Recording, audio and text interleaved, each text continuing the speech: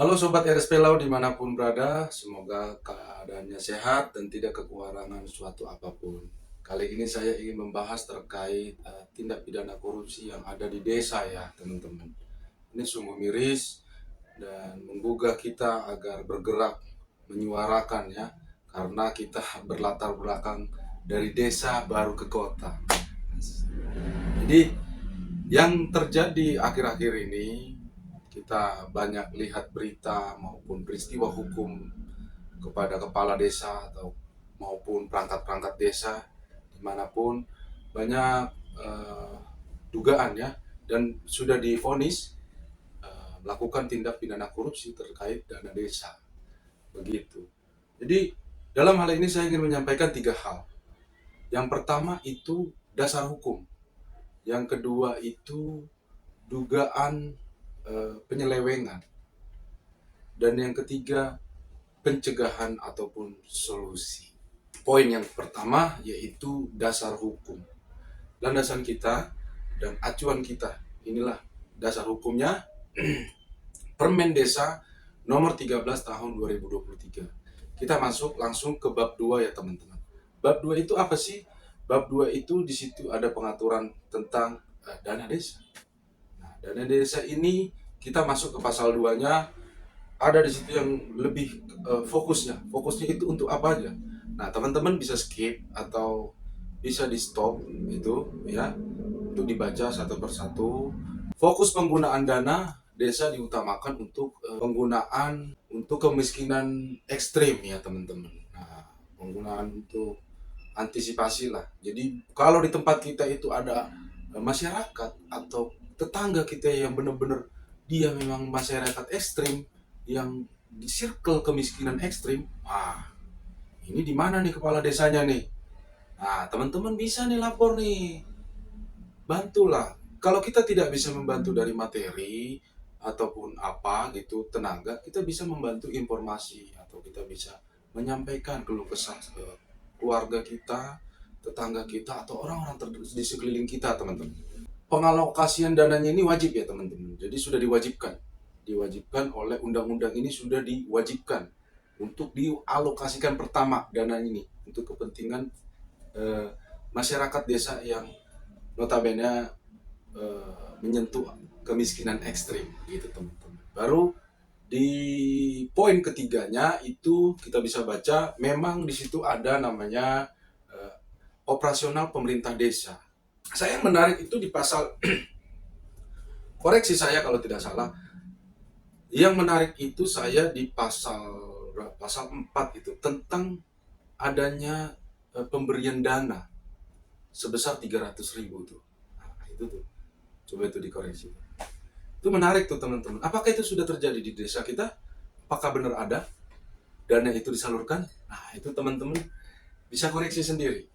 Oke, kita masuk ke bagian kedua teman-teman. Bagian kedua ini tadi kita katakan di awal, yaitu cara-cara ya aparatur desa ini melakukan yang namanya korupsi. Dana desa ini biasanya diselewengkan melalui RAB yang dibuat, ya kan? Rancangan anggaran biaya yang dibuat oleh pejabat desa ataupun serta jajarannya itu di atas harga pasar rata-rata, teman-teman. Yang kedua, lembar pertanggungjawabannya, teman-teman. Lembar pertanggungjawaban menggunakan dana desa ini eh, menggunakan proyek lama, tapi pertanggungjawabannya pakai dana desa yang baru. Penggunaan dana desa ini itu biasanya ada namanya proyek yang memang alokasi dananya sudah ada dari lain, tapi seakan-akan dibikin alokasi dananya ini peruntukannya dari dana desa. Begitu teman-teman. Ini dugaan-dugaan ini sering terjadi ya. Sering terjadi, masif ini terjadi di desa-desa. Markup artinya penggelembungan. Jadi markup pembiayaan honor pangkat, honorium perangkat desa. Yang biasanya gaji 3 juta ini dinaik di markup lah nih. 4 juta, 5 juta, tapi ntar 500-nya store ke pribadi, pejabat atau oknum tertentu yang berkewenangan di situ. Ini sering terjadi nih. Hati-hati. itu udah masuk ranah tindak pidana korupsi. Nanti kalau saudara ini diaudit ya, kena juga saudara tuh yang gitu-gitu. Nah, siapa yang bisa membuktikan? Masyarakat. Masyarakat melalui data-data, informasi dikumpulkan, lapor. Begitu. Tapi itu nanti kita bahas di poin ketiga, teman. Penjelasan cara-cara para oknum ini melakukan tindak pidana korupsi, yaitu melakukan perjalanan fiktif, teman-teman. Melakukan perjalanan fiktif sesuai dengan dasar hukum tadi, ternyata operasional pemerintah desa itu dibiayai oleh dana desa, ya kan? Dilakukanlah perjalanan fiktif, ya, dibikinlah anggaran perjalanan kemana ya kan, dibikinlah RBA itu, ya kan? Nah, inilah yang sering terjadi, perjalanan fiktif. Nggak tahu tugas kemana ya, nggak taunya nongkrong di Lapotuak ya kan.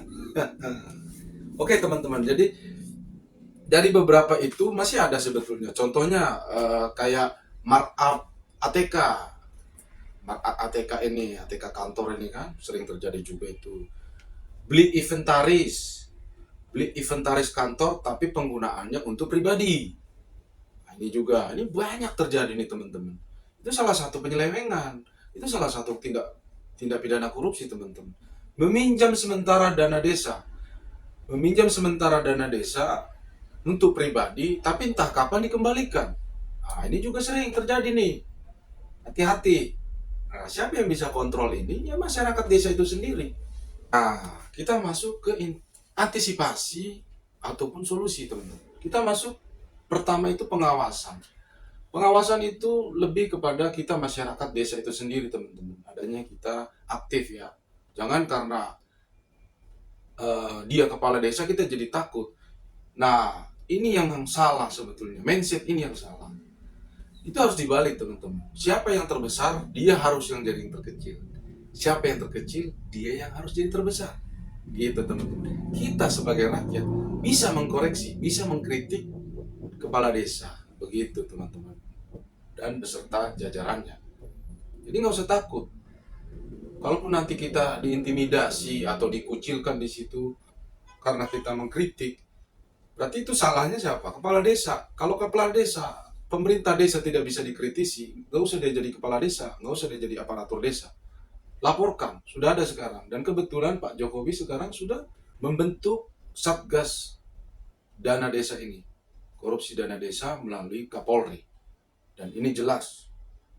KPK juga sudah diturun tangan. Ya kan? Jadi hati-hati nih untuk oknum-oknum. Ya kan? Perangkat desa nih yang suka nakal-nakal, cintailah desa Anda, bangunlah desa Anda sesuai dengan hati nurani Anda. Baru langkah konkret kedua itu dari pengawasan tadi, dilakukanlah sosialisasi anti korupsi, teman-teman. Sosialisasi. Artinya adanya selebaran pemberitahuan tentang anti korupsi, undang-undangnya. Nah, ini permen desa ini ya kan, bukan permen coklat ya, bukan permen ini. Peraturan permen desa ini disosialisasikan ke masyarakat. Karena kita kan sibuk, masyarakat desa itu sibuk, pagi ke tani, bertani, sore udah nongkrong apa bersih-bersih, istirahat. Tapi setidaknya waktu senggang di situlah, mungkin Sabtu dan Minggu, diberikan edukasi, sosialisasi maupun diadakan yang namanya rapat desa.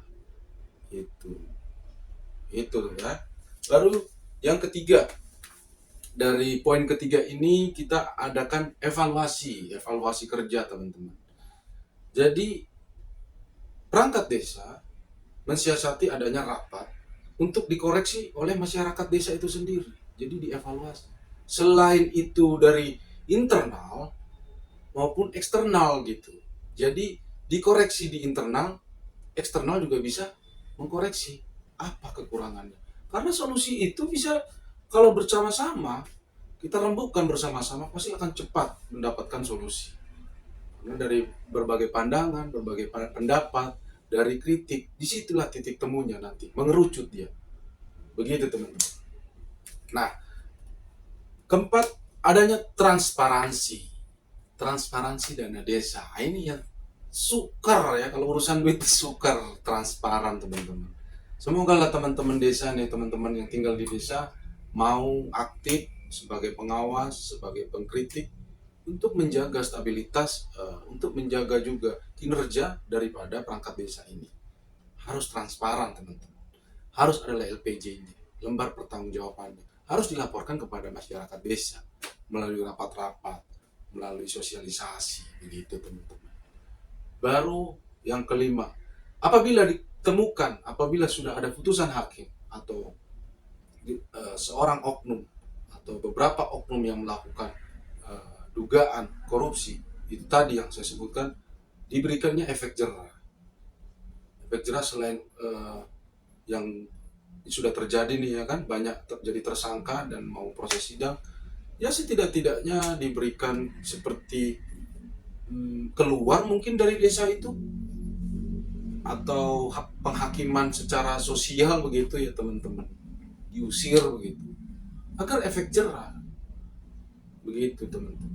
Oke, saya rasa dari poin pertama, kedua, dan ketiga tadi sudah cukup jelas teman-teman. Kita sama-sama belajar. Apabila saya ada kekurangan dalam penyampaian kata, mohon bukakan pintu maaf. Kita belajar sama-sama untuk mengontrol, menjadi sosial kontrol di desa kita masing-masing, agar desa kita bisa maju dengan adanya biaya dana desa itu. Jadi tidak sia-sia pemerintah pusat memberikan dana desa untuk kemajuan desa-desa kita yang tertinggal. Begitu teman-teman. Oke, akhir kata saya ucapkan, apabila ada kata yang kurang berkenan, mohon bukakan pintu maaf yang sebesar-besarnya. Salam RSP Laut.